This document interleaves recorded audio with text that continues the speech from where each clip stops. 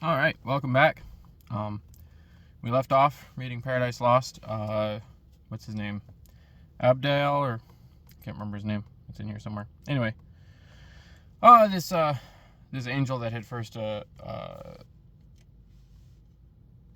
fled or turned away from Satan and his horde to go join the armies of heaven they've met on the field of battle, and he and Satan have exchanged some parley, and Abdiel is they're about ready to enter into conflict.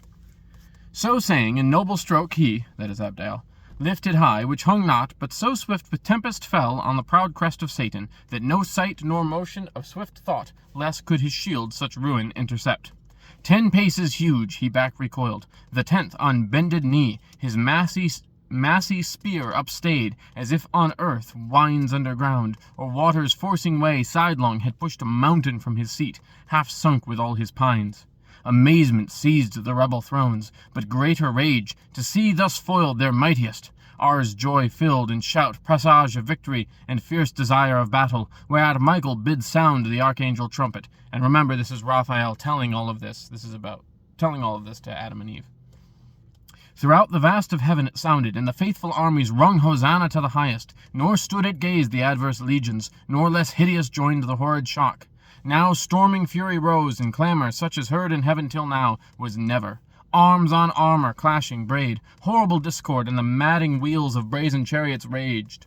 Dire was the noise of conflict. Overhead the dismal hiss of fiery darts in flaming volleys flew, and, flying, vaulted either host with fire.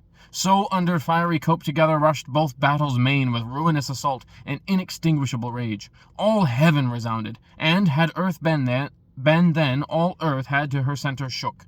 What wonder when millions of fierce encountering angels fought on either side, the least of whom could yield these elements and arm him with the force of all their regions? How much more of power, army against army numberless, to raise dreadful combustion, warring and disturb, though not destroy, their happy native seat? Had not the eternal King omnipotent from his stronghold of heaven high overruled and limited their might, though numbered such as each divided legion might have seemed a numerous host, in strength each armed hand a legion? Led in fight, yet leader seemed each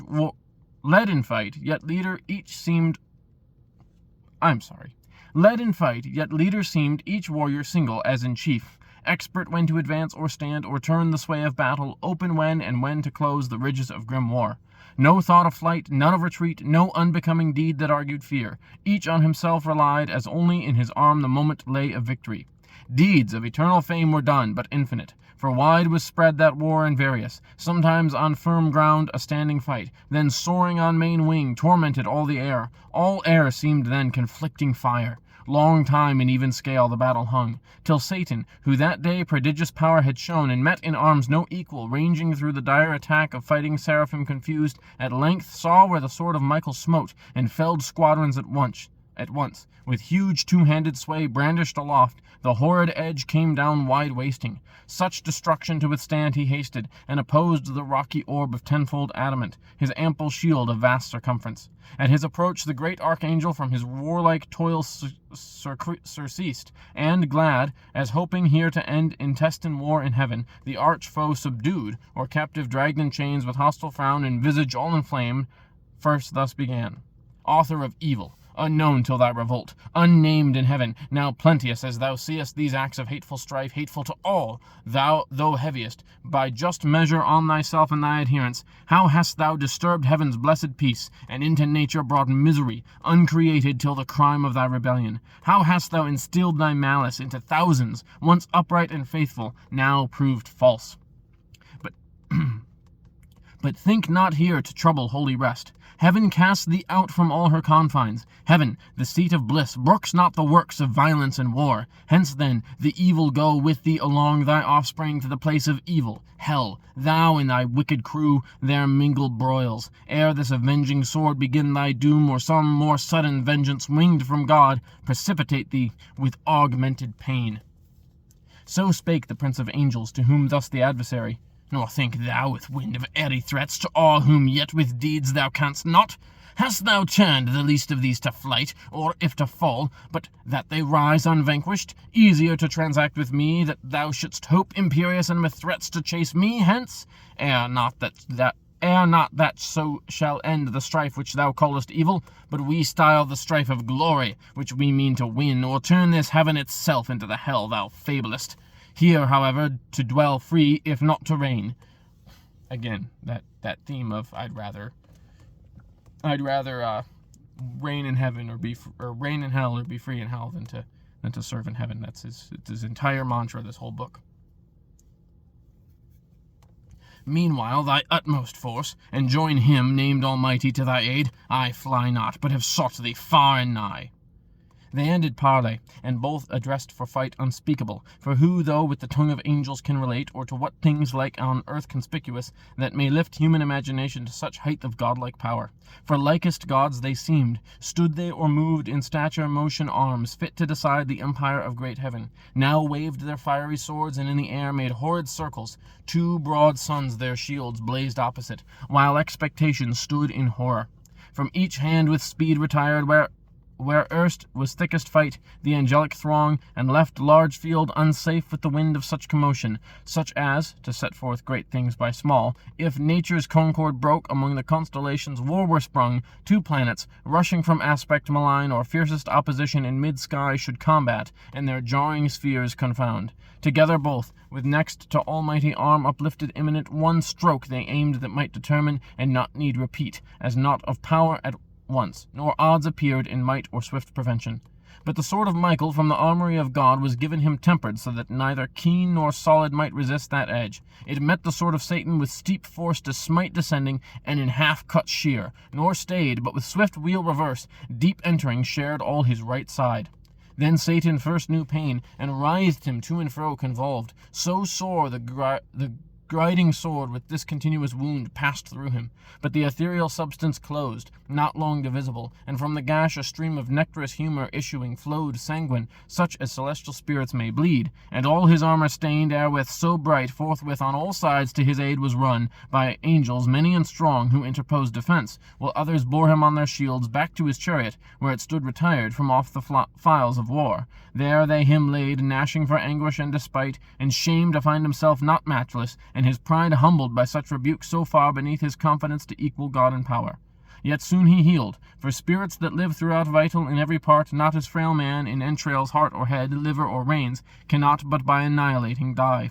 Nor in their liquid texture mortal wound receive, no more than can the fluid air. All heart they live, all head, all eye, all ear, all intellect, all sense, and as they please they limn themselves, and colour, shape, or size assume, as likes them best, condense or rare.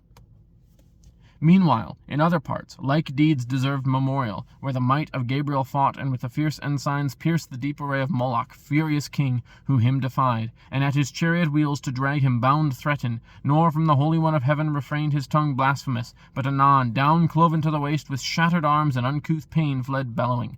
On each wing Uriel and Raphael, his vaunting foe, though huge and in a rock of diamond armed, vanquished Adremelech and Asmodai, two potent thrones, to be less than gods, disdained, but meaner thoughts learned in their flight, mangled with ghastly wounds through plate and mail. Nor stood unmindful Abdiel, to annoy the atheist crew, but with redoubled blow Ariel and Arioch and the violence of Ramiel, scorched and blasted, overthrew. When he says atheist crew, atheist is the for anti, and theist for God. So he's not saying they didn't believe in God like the modern day atheists. He's saying they were literally against God, which atheists are also that, whether they recognize it or not. I might relate of thousands, and their names eternize here on earth, but those elect angels, contended with their fame in heaven, seek not the praise of men, the other sort, in might though wondrous, and in acts of war, nor of renown less eager, yet by doom cancelled from heaven and sacred memory, nameless in dark oblivion, let them dwell for strength from truth divided, and from just illaudable not merits but dispraise and ignominy, yet to glory aspires vainglorious, and through infamy seeks fame, therefore eternal silence be their doom.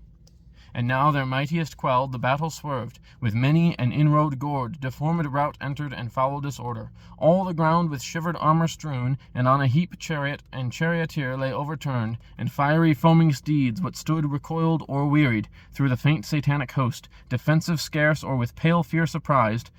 Then first with fear surprised and sense of pain fled ignominious to such evil brought by sin of disobedience, till that hour not liable to fear or flight or pain.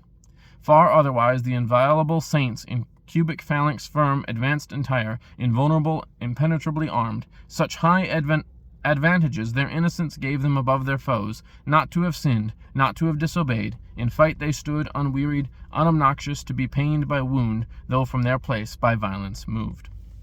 And we'll end it there for the day. We'll be back tomorrow with more. Thanks for watching.